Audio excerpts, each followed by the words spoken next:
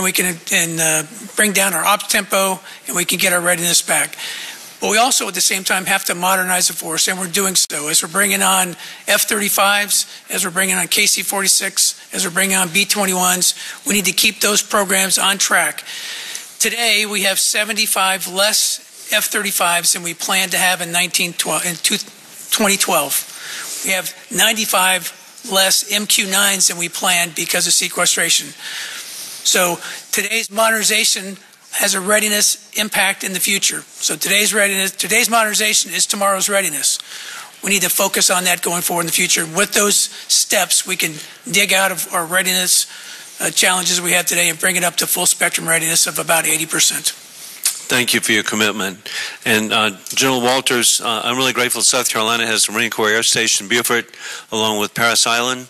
We're very grateful for such extraordinary facilities, giving young people extraordinary opportunity to serve our country and achieve to their highest ability. But I am concerned that it was reported last year that we've had only 141 flyable tactical aircraft, that additionally we've had accidents that have just been unprecedented, and from that situation of danger to our pilots and communities, what is the current state of marine aviation? Is there a correlation between aviation mishaps and the ability of a ready basic aircraft, and how do you plan to address this? Sir, we're addressing the ready basic aircraft issue. We've been doing it for 2 years. With the help of Congress, we've turned. We need to get up to 589 ready basic aircraft. That just gives us enough to train with. We're not there yet. We're at 439, so we're 100 and some short. But we're 50 more than we were 2 years ago. So that's in positive. Your last question about correlation to accidents and ready basic aircraft, there is no direct correlation because I've reviewed every accident we've had in the last 2 years. Those pilots have had the adequate time. But I think it's an overall systemic shortfall in readiness in our aviation units. Thank you all for your service. We appreciate it so much. Thank you. Ms. Bardallo. Thank you, Mr. Chairman, and thank you to all the witnesses for being here today.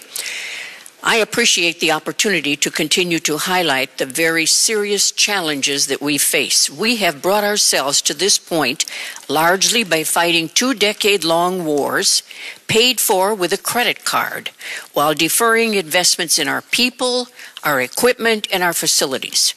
This has been further strained by self-imposed fiscal constraints, and our national security apparatus will continue to be hampered without an end to across-the-board sequestration. In the meantime, we must continue to focus our resources on individual operations and maintenance accounts. I have a question for you, Admiral Moran. As we discussed yesterday in my office, there are significant readiness needs facing the Navy, and our ship maintenance infrastructure has limited capacity. Now, the recent unfunded priorities list indicates as much, with ship depot maintenance at the top. However, that conflicts with the administration that has indicated a desire to focus instead on construction. In an ideal world, the Navy would be able to modernize while shrinking the readiness deficit, but the reality is that we do not have a blank check. So my question to you, Admiral, is how does the Navy intend to prioritize these competing needs? In other words, with additional resources, will it focus on immediate actions such as addressing deferred ship maintenance or aviation depot throughout, or instead on building new vessels?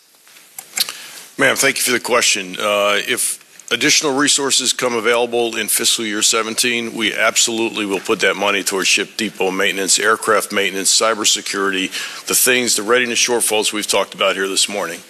As I stated in my opening, if we don't take care of the foundation of the Navy, which is the 275 ships we have today, it doesn't do us much good to continue to buy new. So it is somewhat of a false choice to choose between the future size of the Navy and the current condition of the Navy, but to your point, the resources are where they are, and if additional funds come available in 17, we will absolutely put them in the readiness accounts. Thank you. Thank you very much, Admiral. And My second question is open for any of the witnesses. The Department of Defense has been asking for the authority to have another round of BRAC for years, citing that manpower and excess infrastructure are a drain on operations and maintenance budgets, and ultimately affecting readiness. So do you believe the department needs another BRAC? And if a new round were authorized, how would you reallocate the resources that are currently being used to maintain excess capacity? Any one of you, I just need one answer. Congresswoman Bordeaux, My time is running out. So we have excess capacity in the Air Force. We think we have about 25% excess capacity at our bases. We think that we're in today's budget environment, it makes sense to invest wisely. So a BRAC would help us to do smart investment of the bases preparing for the future. And we could take the money we're spending on the excess infrastructure and put that back into solving some of our fiscal problems. So in other words, you're supporting BRAC closures? Yes, ma'am. Anybody else have a different?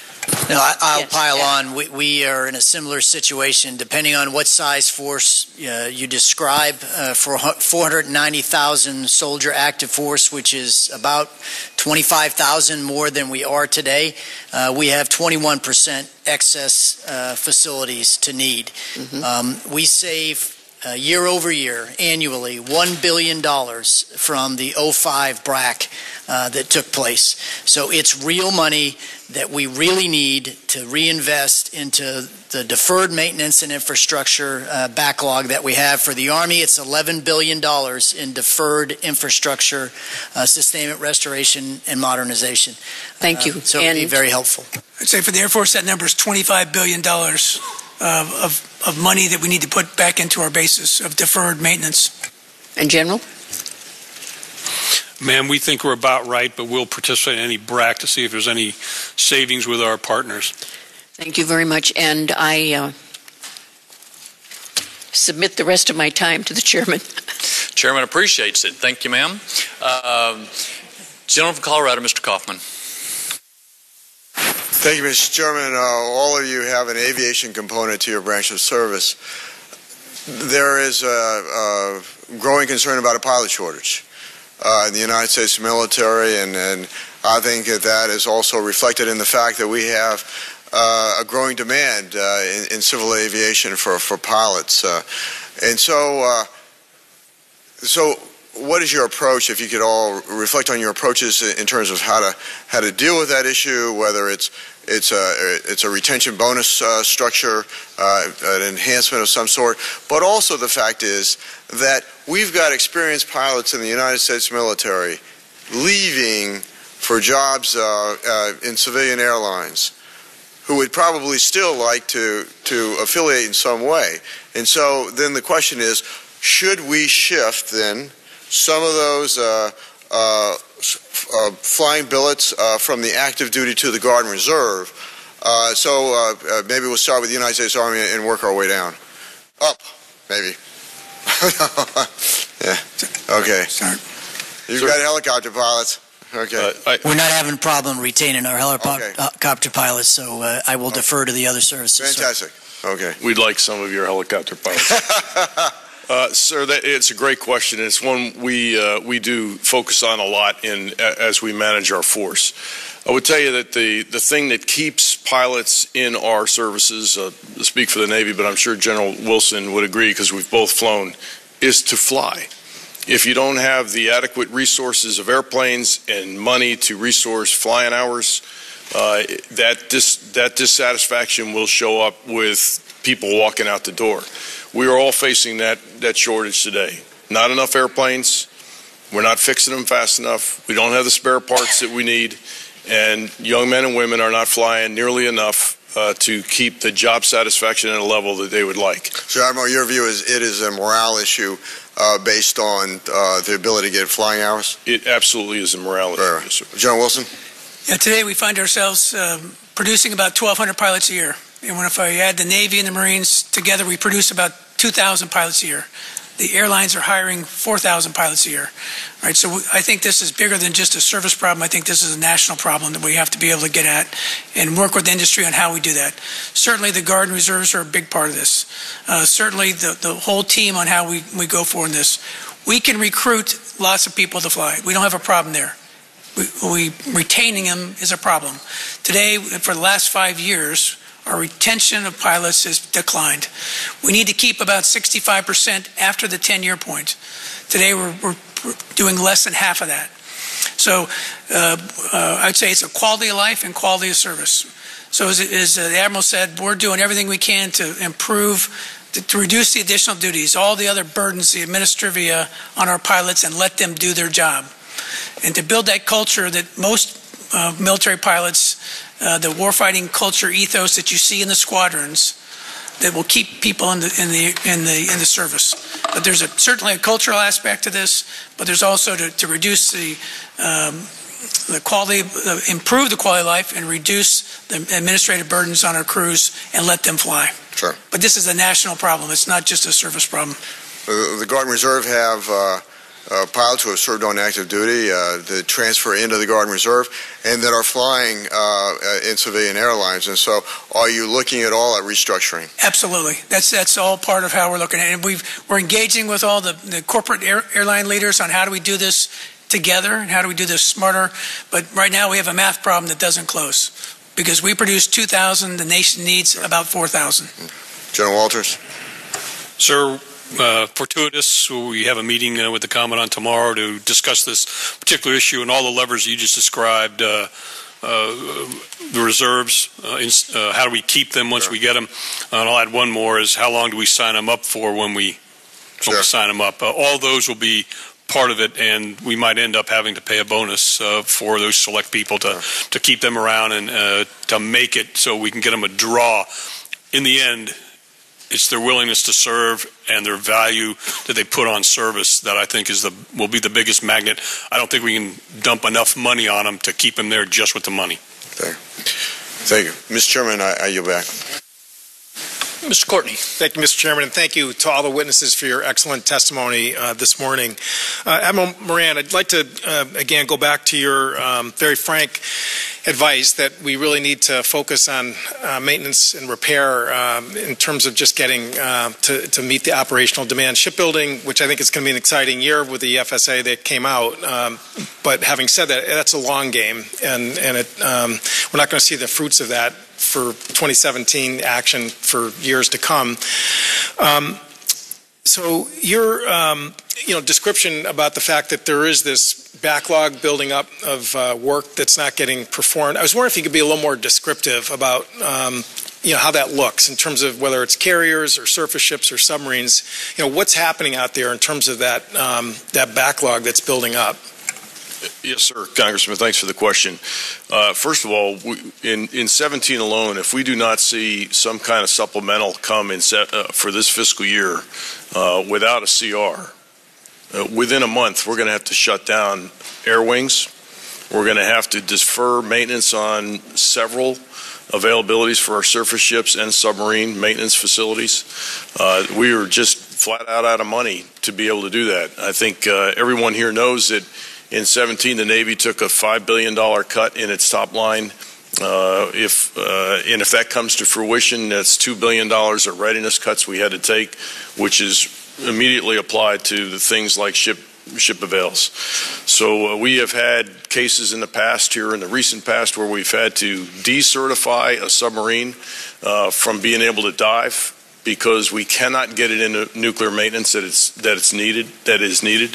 The crew on the USS Albany, for example, went over 48 months before getting out of the yards because several delays, at least 4 different delays because of other priorities. And those other priorities start with our SSBN force, which is our Nuclear Strategic Deterrent Submarine Force, carriers, and then we get to SSNs. So if any of those get disrupted, a carrier goes along in one of our public yards, then we're going to bump things like our SSNs. So that crew of Albany, the CO took over at the start of that maintenance avail, gave up command before the end of that maintenance avail, and the crew, the entire crew, did not deploy. To someone's point here earlier, you cannot buy back that experience. Right. And so those are the kinds of real impacts we're seeing in the yards because of the shortage of resources and the continuing rating of the readiness accounts in order to keep the rest of the Navy whole. Thank you. I mean, that story about the Albany really resonates, I think, because in this room, we've heard from Admiral Harris at PACOM, General Scaparrotti at UCOM that they need more submarines, now. And to the extent that, we're not going to build a Virginia class now because it takes 5 years, but if we can get, the Albany and the Boise and those others out and underway, then, we can respond to those, combatant commanders. So let's assume, we fully fund, we deal with the resource issue, and we also deal with the funding certainty issue, which your testimony pointed out as another, big problem. There's still, I think, are issues, though, in terms of allocation of work and in the shipyards. In your testimony, you said for a variety of reasons, our shipyards are struggling to get our ships through maintenance periods on time. So So again, let's assume that we take care of some of the resource questions. How can we, deal with that? Can we call on the private yards to help take on some of the work, and can Congress help with that process? Yes, sir. You're absolutely correct. We try to maximize our public yard workload, but we try to smooth out those god awful sand charts we're all looking at, we're used to staring at, to try to smooth out the work across those yards. And where we need that extra capacity, we do use the private yards to do it. Montpelier is a good example today that's in EB, for example. So we will continue to look at those. The problem is the very late determination that we no longer have the capacity in the public yards. When we turn to the private yards at that moment, it becomes a very expensive proposition. So the degree to which we can take advantage of your support and working with our private yards to try to drive down the costs, it makes it easier for us to have to surge to those private yards when public yards become the capacity the work exceeds the capacity because of delays that are already there, if that makes sense. Thank you. I think Admiral Kevin McCoy described it as one shipyard. That should be our philosophy. Yes, sir. Thank you. Yield back. Thank you. The story about the Albany is amazing. Mr. Franks. Well, thank you, Mr. Chairman, and thank all of the witnesses for your noble service to America. Mr. Chairman, I have what's probably somewhat of a redundant question, but it seems important to emphasize. On March 22nd of last year, Chairman of the Joint Chiefs of Staff, General Joseph Dunsford, said, quote, absorbing significant cuts of the last 5 years has resulted in our underinvesting in critical capabilities. And unless we reverse sequestration, we will be unable to execute the current defense strategy, close quote. So General Walters, and might ask a follow-up by General Allen, if you maybe keep the responses fairly concise. In your professional military opinion, is your service able to execute our current defense strategy with our current force levels? Sir, if your definition of the strategy is to do two things simultaneously, the answer is no. And for the United States Army, as General Milley has testified before this committee, and as have I in prior years, only at high risk. So maybe to give you a real-world example, when you talked about two scenarios, in your professional military opinion, at its current force level, would your service, and I'll begin with the Army again first, General Walters, would your service be capable of executing a Korea scenario while maintaining your current commitments around the world? Sir, we would be able to execute a Korea scenario, but we would have to draw from other commitments in the world to make it on the timeline required. And likewise, for the United States Army, we would both draw down committed forces elsewhere, as well as have forces arriving late to need based on current readiness levels, as we talked about at the outset with the chairman. And I'll broaden it to the committee, whoever would like to take a shot at it. With your current planned end strength levels, can you meet the force planning construct outlined in the 2014 Quadrennial Defense Review to, quote, defeat a regional adversary and deny another aggressor in another region? And maybe General or Admiral Moran maybe take a shot at it. Well, my answer will be very consistent with my brothers here, and that is we will be able to employ our force, but at great risk to being there late and at higher casualties than we would expect. And I would second that. And no disagreement on the panel. So final question, Mr. Chairman, and I address it to all of you. In your professional military opinions, is your services, your respective services, too small given current and emerging mission requirements? Yes, we are. For the current defense planning guidance, now the Secretary of Defense has directed a new strategic review that could result in a revised force construct requirement, but we will undergo that process and provide our recommendations on what the size of the Army must be, but today it is too small. I agree with General Allen for the Navy as well. Same for the Air Force. Same for the Marine Corps, sir. Well, Mr. Chairman, they say that sometimes, there's nothing more encouraging to hear than to hear your own convictions fall from another's lips. But in this case, I think I'm more alarmed by that than anything else, and yet it does seem to be a consistent circumstance. And I just hope the committee and the country and the new administration is considering the responses of these gentlemen carefully. And with that, I would yield back. Thank you all. Thank you. Ms. Songus. Thank you, Mr. Chairman, and thank you all for being here today as we have this very important discussion. Last week, and this has been in the context of a number of hearings that we've had to sort of discuss this global situation that we have to deal with and deal with appropriately and successfully. And last week, this committee had the opportunity to hear from General Petraeus and John McLaughlin about some of the pressing threats and challenges facing our nation. And in their testimony, I was struck by the focus they both placed on the shifting global balance of power and the need for the United States to maintain its technological superiority in relation to both Russia and China. And just last week, the New York Times reported on Chinese advances in computer science and engineering in relation to declining U.S. investments in these areas. Historically, our nation's national labs and our FFRDCs have led the way in advancing new technology for our nation's military. But today, private firms, many located overseas, are increasingly taking the lead, making investments in those technologies that have both consumer and military applications, so they see a dual benefit to it. And robotics and artificial intelligence are just two examples of where the private sector has been increasingly successful. So as we're talking today about the many challenges we face, and much of the emphasis is on end strength and the need for more people, it seems to me that as we're thinking about how we maintain our competitive advantage, that it's not just about end strength, but it's about how we use cutting-edge technologies to leverage fiscally thoughtful investments, whether they be in people or other areas. And so to that end, General Wilson, and this certainly comes as I am a representative from Massachusetts, we have great labs and FFRDCs in our state that have done such great work.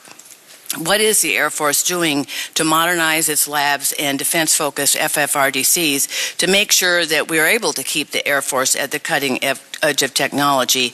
And how much of a priority is it for you given the many competing demands for investment?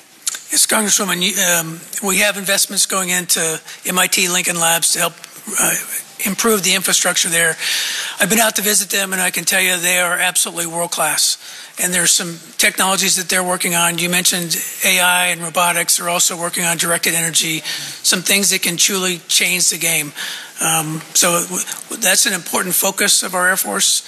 As we modernize our force, we need to modernize smartly across the specific areas.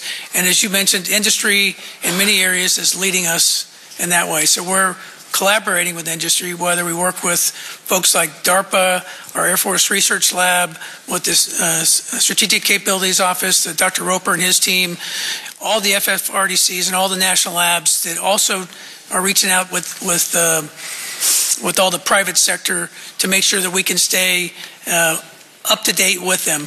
I look at this as almost like the FSRM, Facilities Restoration Modernization Accounts. We have to invest so much today in our technology that's going to get us to tomorrow. Right now, our R&D is about 2%. We need to keep it at that or even grow that, because otherwise our adversaries will outpace us. But we have a great collaboration with all the national labs. They're truly national treasures.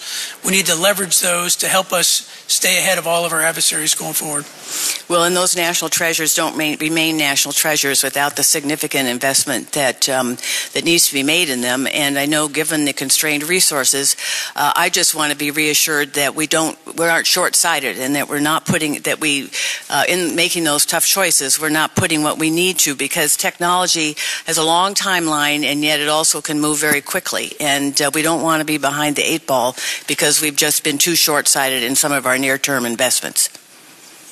And so to that end, also, General Allen, I wanted to ask you how you're prioritizing your investments. Again, Massachusetts has a great facility that really focuses on the soldier and how to best protect the soldier, to make them as ready as possible, but again, fully equipped and thinking thoughtfully what kind of investments the Army is making. Well, thank you, Congresswoman, and I'm sorry you're missing the championship parade in Boston this morning. I'm very sorry myself. That's a great sacrifice on your part, but we likewise fully leverage not only Natick Labs, as you've highlighted, but also MIT Lincoln Labs. I have been there in the last 2 months on several programs that are critical to us to be able to continue to dominate in the multi-domain environment of the future. And we will continue to leverage both the great soldier enhancement initiatives that come from Natick, as well as the technology that is critical. You highlighted the importance of technology to readiness. It is the right balance of capability and capacity that makes a ready force, and all of us are trying to ensure that we maintain that balance as we move forward, ma'am.